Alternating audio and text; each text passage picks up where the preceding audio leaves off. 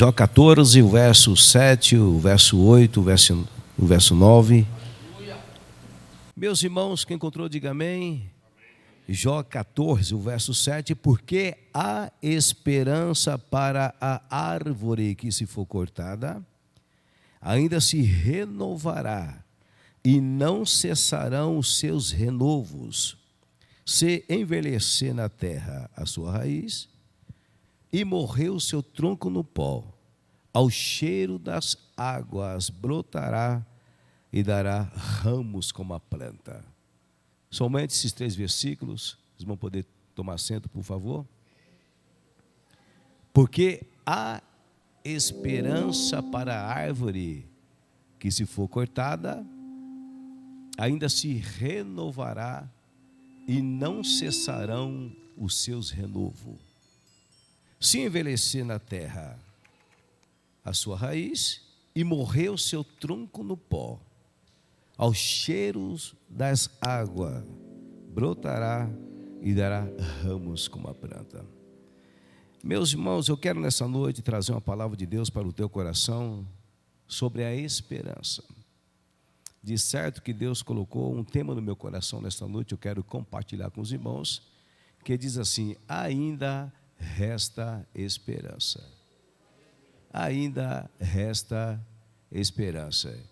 Em meio às lutas, às tribulações, em meio às perseguições da vida, mas eu quero dizer para você com toda certeza nesta noite, que ainda resta esperança para a tua vida nesta noite, ainda resta esperança para a tua família, ainda resta esperança para a igreja de Deus aqui na terra. Meus irmãos, agora o que é esperança? O que é esperança? Para quem não sabe, a palavra esperança quer dizer, é uma expectação de um bem que se deseja. É isso que é esperança. Esperança é uma expectação de um bem que se deseja. Esperança, irmãos, é algo desejado. Guarde bem isso. Esperança é algo desejado. Esperança é coisa que se espera. É isso que é esperança. Esperança é uma expectação de um bem que se deseja, é algo desejado, é aquilo que se espera. Esperança, irmãos, é o sentimento de quem vê como possível a realização daquilo que se deseja. É isso que é esperança, é o sentimento de quem vê como possível a realização daquilo que se deseja. Esperança é você olhar numa direção particular, esperando, aguardando alguma coisa da parte de Deus. É isso que é esperança. É você olhar numa direção particular, esperando, aguardando alguma coisa da parte de Deus. Esperança é você acreditar que algo é possível, mesmo quando há indicações ao contrário. É isso que é esperança, guarde bem isso. Esperança é você acreditar que algo é possível, mesmo quando há indicações ao contrário. Parece que vai dar tudo errado, mas você tem a certeza, você tem a plena convicção que hoje Deus, Ele tem o poder de mudar a tua história aqui nesta noite.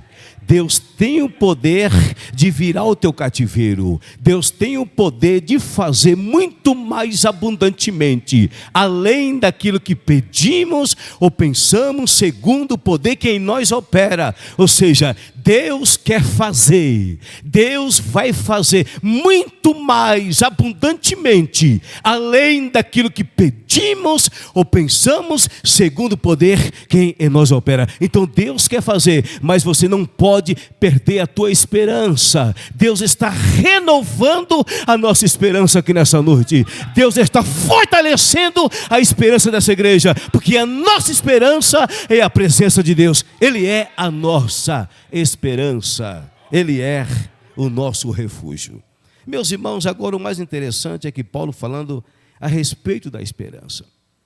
Na sua carta aos Romanos, no capítulo 8, e o verso 24 e o 25, Paulo diz assim: ora, porque em esperança somos salvos. Mas a esperança que se vê não é esperança, porque aquilo que alguém vê, como esperará? Mas se esperamos o que não vemos, com paciência o esperamos. Olha que interessante que Paulo disse aqui. Paulo diz que a esperança que se vê não é esperança, meu irmão. Porque aquilo que alguém vê, como esperará? Mas se nós esperamos o que não vemos, com paciência ou esperamos. A verdadeira esperança não é aquela que você vê. Não, senhor, não, senhora. A verdadeira esperança não é aquela que você enxerga. Não, senhor. A verdadeira esperança é aquela que você não vê, você não enxerga, mas você tem a certeza que você vai alcançar as promessas de Deus. É isso que é esperança. Você não vê, você não enxerga, mas você tem a certeza que você vai alcançar as promessas de Deus. É por isso que a Bíblia diz em Hebreus, no capítulo 10, e o verso 35 a seguir. Guarde bem isso. Isso é coisa tremenda demais. Hebreus capítulo 10, verso 35 a seguir. E não rejeiteis, pois, a vossa confiança, que tem grande e avultado galardão, porque necessitais de paciência, para que depois de haveres feito a vontade de Deus, possais alcançar a promessa, porque ainda um pouquinho de tempo, o que há de vir, virá e não tardará. Aleluia! Porque necessitar de paciência, minha irmã. Espera mais um pouquinho, aguarda mais um pouquinho, porque se você tiver paciência, você vai alcançar a promessa de Deus. Nós precisamos aguardar a promessa de Deus. E vou dizer mais ainda aqui, guarde bem isso: Deus não trabalha na velocidade humana. Não, senhor. Deus não trabalha na velocidade humana, mas tem um porém: as promessas de Deus, elas são guardadas para o momento certo, para a hora exata. Você está entendendo isso? Guarde bem isso, eu vou repetir aqui. Deus não trabalha na velocidade humana. Não, senhor. Deus nunca vai fazer do jeitinho que você quer. Deus nunca vai fazer da maneira que você quer. Não, senhor. Deus não trabalha na velocidade humana, mas as promessas de Deus, elas são guardadas para o momento certo, para a hora exata. Guarde bem isso. Deus nunca vai fazer da maneira que eu e você quer. É por isso que Isaías disse no capítulo 55, e o verso 8 e 9: porque os meus pensamentos não são os vossos pensamentos, nem os meus caminhos os vossos caminhos, porque os meus pensamentos são mais altos do que os vossos pensamentos, e os meus caminhos mais altos do que os vossos caminhos. Ou seja, Deus trabalha diferente. Você está aguardando Deus vir pela direita, lá vem Deus pela esquerda, porque Deus trabalha diferente. O segredo é você ficar na esperança. E Paulo tinha uma esperança, irmãos. Paulo tinha uma expectativa, Paulo tinha um desejo. E qual era o desejo de Paulo? Era partir desse mundo e de estar com Deus. A maior esperança de Paulo, o maior desejo de Paulo era partir desse mundo para estar com Deus. E Paulo escreve a carta aos Filipenses. Estava preso em Roma, irmãos.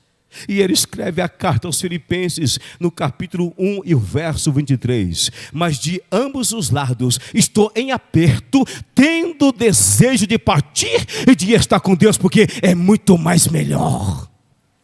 Estar com Deus, irmãos, é muito mais melhor. Estar perto de Deus é muito mais melhor. Olha o que Paulo disse: de ambos os lados estou em aperto, tendo desejo de partir e de estar com Deus, porque ainda é muito mais melhor. Melhor é estar com Deus, melhor é estar perto de Deus. Hebreus capítulo 11, verso 6. Ora, sem fé é impossível agradar-lhe, porque é necessário que aquele que se aproxima de Deus creia que Ele existe e que é galardoador dos que o buscam. Ou seja, é necessário que aquele que se aproxima de Deus, o segredo é ficar perto de Deus, o segredo é se aproximar de Deus. A igreja deve ter a ciência que nós devemos ficar perto de Deus. Isso é interessante demais.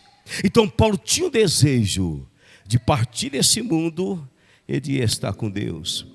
E lá em Colossenses capítulo 1 e o verso 5 ele fala assim: por causa da esperança que vos está reservada nos céus.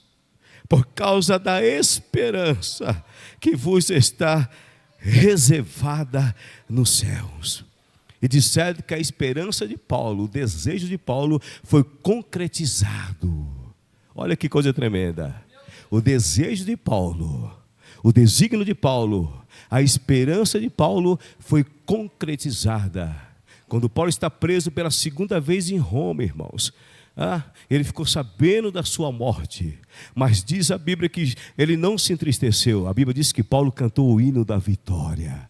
E quando Paulo escreve a sua última carta, segundo Timóteo, no capítulo 4, e o verso 6 a seguir, ele fala assim: porque já estou sendo oferecido como aspersão de sacrifício, e a hora da minha partida está próxima.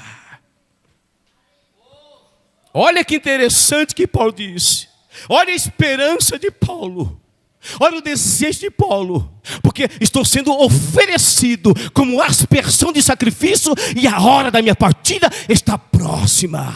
E no versículo 7 ele canta assim: combati o bom combate, acabei a carreira e guardei a fé. E o verso 8: desde agora a coroa da justiça me está guardada, ao qual o Senhor justo juiz me dará naquele dia, e não somente a mim, mas todos quantos amarem a sua vinda. A esperança de Paulo era partir desse mundo e de estar com Deus. A esperança da igreja deve ser essa, irmãos: partir desse mundo e de estar com Deus. Paulo tinha uma esperança. E o mais interessante é que Jó também tinha uma esperança. Para correr na mensagem, Jó teve 3 perdas na sua vida. Quantas? 3. Jó perdeu a sua riqueza, Jó perdeu a sua família, e Jó perdeu a sua saúde, mas a única coisa que Jó não perdeu foi a tua esperança. Perdeu a saúde, perdeu a riqueza e perdeu a família, mas a única coisa que Jó não perdeu foi a tua esperança. Olha que coisa tremenda. Aprenda isso. A Bíblia diz que Jó era o homem mais rico do Oriente. Somente o seu gado era 7.000 ovelhas, 3.000 camelos, 500 juntas de bois, 500 jumentas. De maneira que Jó era o maior da terra do Oriente. E a Bíblia diz que os seus filhos faziam grande banquete, churrascada, e no fim do banquete Jó o santificava. Jó oferecia sacrifício a Deus em favor dos teus filhos. Porque dizia Jó: porventura pecaram os meus filhos contra Deus e blasfemaram em teu coração. E a Bíblia diz que Jó fazia isso continuamente. Mas a Bíblia diz que vindo um dia em que os filhos de Deus vieram apresentar diante de Deus, e o diabo vem entre eles, ninguém viu, mas Deus viu. O que fazes tu aqui?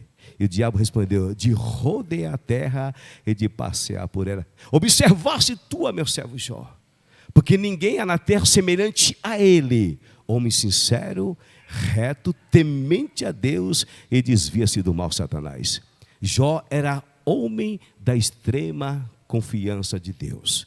Deus permitiu o diabo se andar na vida de Jó, porque Deus confiava nele. E Jó, quando perdeu tudo, irmãos, parece que eu vejo Jó na tua casa, e de repente vem um mensageiro desesperado correndo, dizendo: Jó, o que aconteceu, meu filho?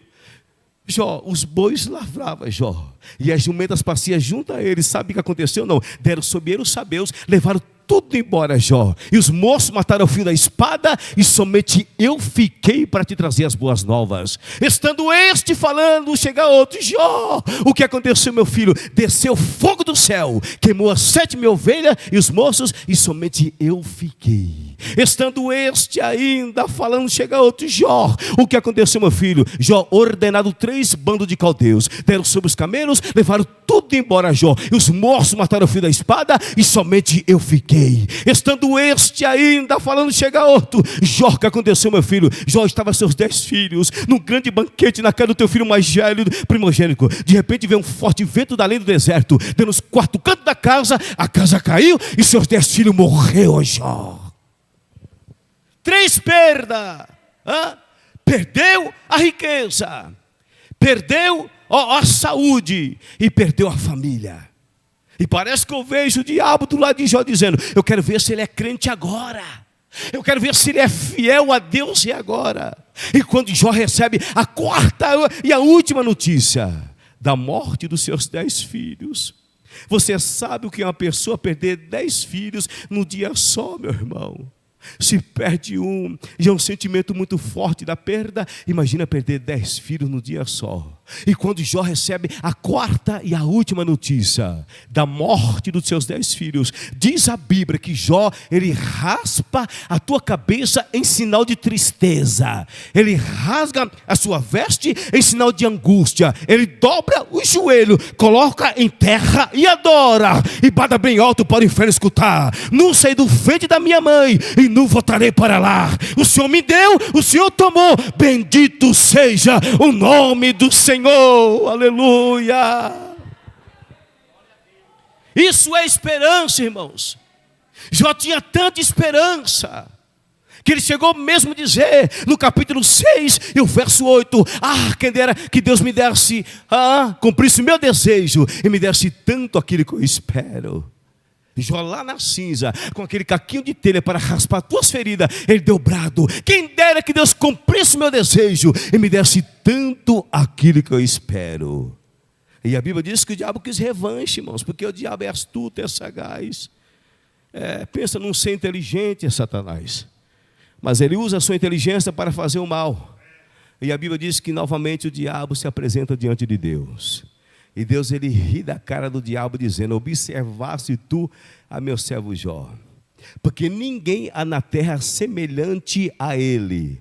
Homem, primeiro, Jó é homem. Jó é cabra macho. Jó é homem.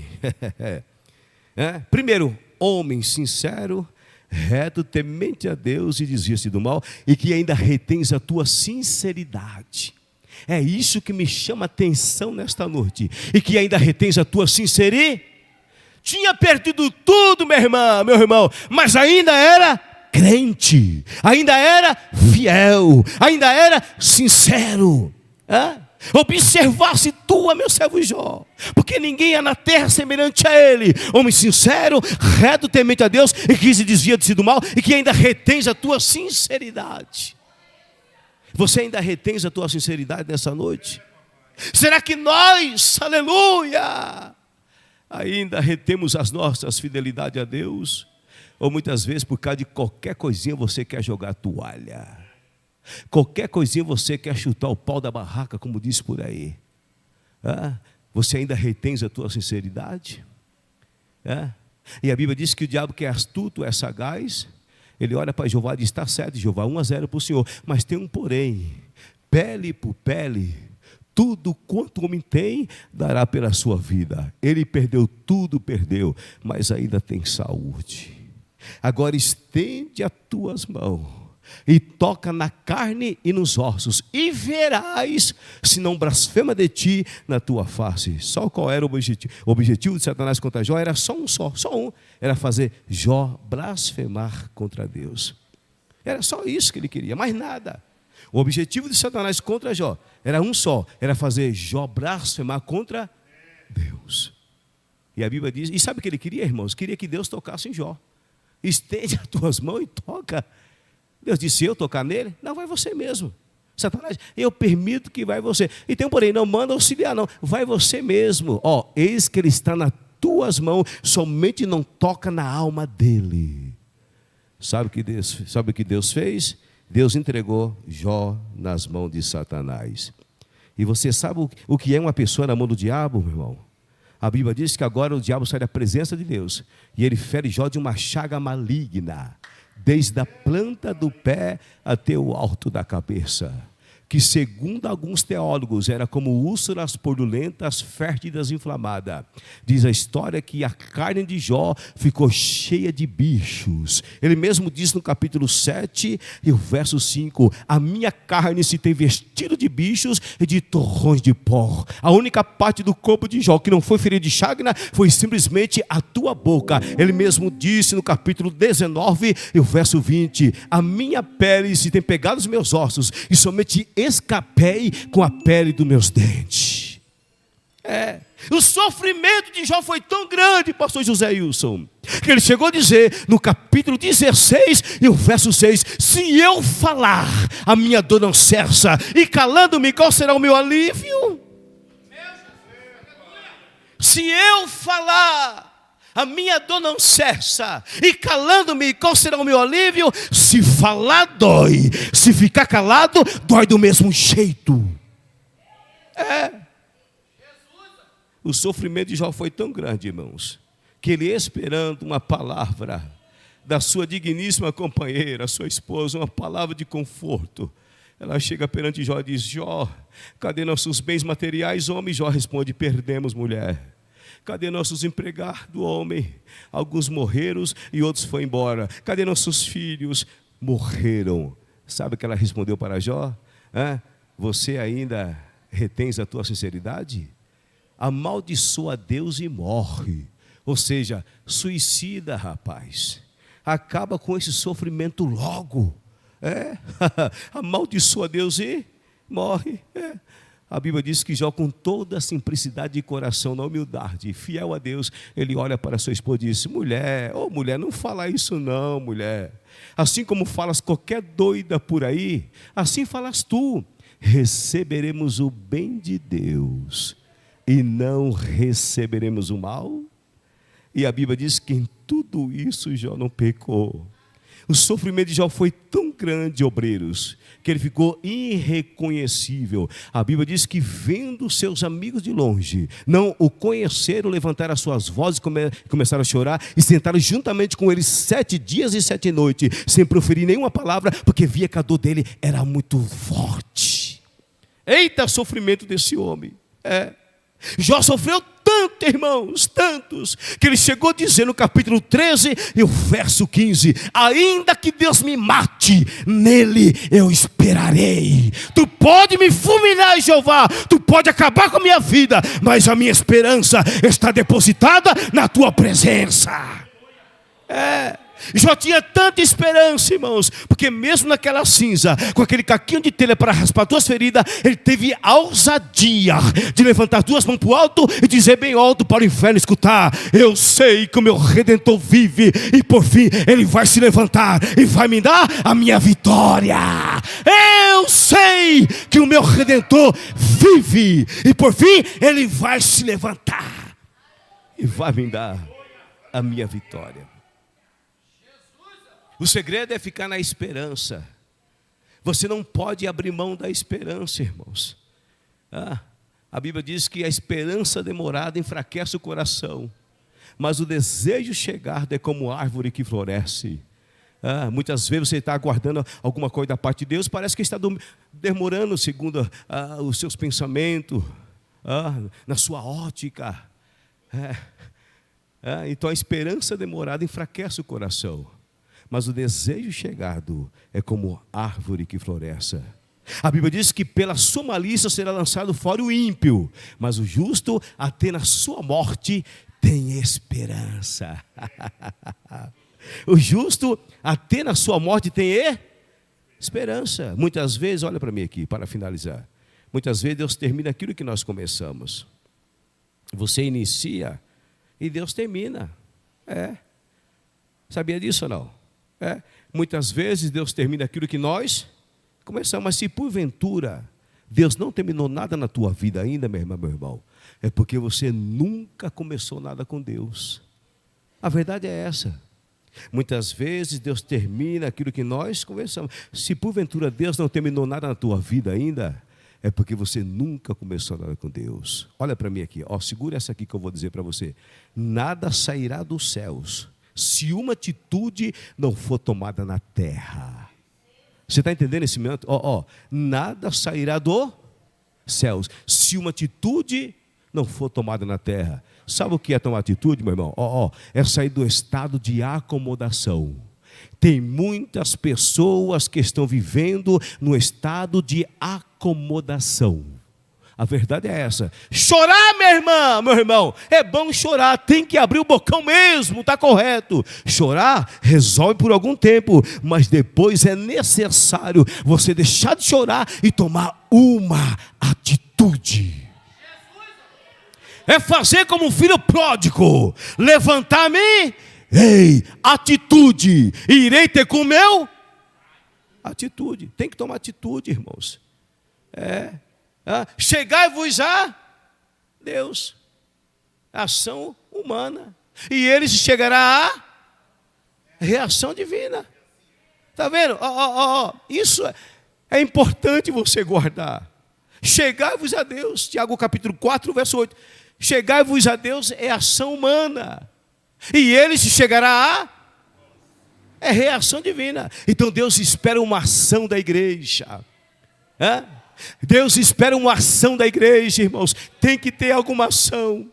Muitas vezes o camarada não ora, não jejua, não consagra, não lê a Bíblia, tem dificuldade para obedecer e quer que Deus faça alguma coisa. Precisa ter ação. Porque toda ação humana, ela tem uma reação divina. Então Deus aguarda uma ação da igreja. Ação da igreja, tem que ter ação. Porque toda ação humana, ela tem uma reação divina. Clamas a mim, é ação humana.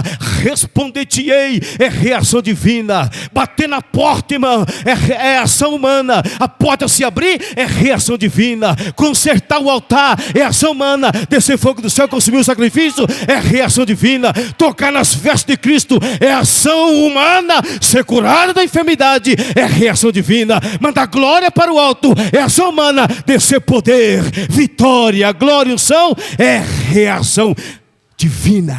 Então Deus espera uma ação da igreja. Você precisa fazer alguma coisa para chamar a atenção de Deus. A igreja tem que fazer alguma coisa para chamar a atenção de Deus. Deus quer que você chame a atenção dele, irmão. Tem que chamar a atenção de Deus. Infelizmente, irmão, tem pessoas que estão no estado de acomodação. O pau quebrando, a guerra lá em Israel, o diabo se levantando, o inferno se levantando, o sistema corrompido e ele deitado na rede cantando: eu quero trabalhar para o meu Senhor. É o estado de acomodação. Então muitas vezes Deus termina aquilo que nós começamos. Você precisa ter ação. Você não pode deixar de fazer alguma coisa para Deus. Deus investiu em você, meu irmão. O investimento foi grande. Se você está aqui, porque houve um investimento de Deus. E Deus quer o retorno do investimento que Ele investiu em você. O investimento foi pesado. O investimento foi preço de sangue. O investimento foi a cruz, foi a morte. Deus quer o retorno do investimento que Ele investiu em você. Começa a fazer a obra de Deus, meu irmão. Começa a fazer investimento na obra de Deus. Planta no reino de Deus, porque a terra é boa. Vai nascer o fruto, vai nascer a semente, e vai germinar, e vai dar fruto para a glória de Deus. Então o segredo é plantar na terra de Deus. Planta no terreno de Deus. Aproveita a oportunidade, planta na seara de Deus. Você vai ter o retorno, porque Deus não deve nada para ninguém. Tudo que você fizer em prol da obra de Deus, Deus vai te recompensar. Deus não deve nada para ninguém. Tudo que você fizer em prol dessa igreja, dessa obra, a tua vida vai prosperar. Deus vai te abençoar, meu irmão. Deus vai te abençoar, minha irmã. Deus quer investimento na obra, porque Deus chamou você para isso, para investir no reino dele. Porque a terra é boa, o poço é fundo e a água é boa, irmãos. Guarde bem isso. Tem pessoas que preferem investir lá fora do que muitas vezes investir no reino de Deus. E quanto mais você planta, mais você colhe. Plantar é opção, colher é obrigação. Então faça a obra de Deus, continua com essa esperança, porque as coisas vão acontecer. Hebreus capítulo 10 e o verso 23. Retenhamos firmes a confissão da nossa esperança, porque fiel é o que prometeu. Retenhamos firmes a confissão da nossa esperança, porque fiel é o que prometeu. Então descansa nele, porque no momento certo, na hora certa, as coisas vão acontecer. Romanos capítulo 5, verso 3, o 4 e 5. Sabendo que a tribulação produz a paciência, e a paciência a experiência, e a experiência a esperança, e a esperança não traz confusão, porquanto o amor de Deus está derramado em nossos corações pelo Espírito Santo que foi nos dado. Então, começa a fazer a obra de Deus, começa a se dedicar mais, ora mais, busque mais. É tempo de buscar, irmãos. Nós estamos nos últimos dias na face da terra. É tempo de manter a nossa esperança, porque a nossa esperança é a vinda do nosso Senhor e Salvador Jesus Cristo. Deus abençoe os irmãos. Obrigado.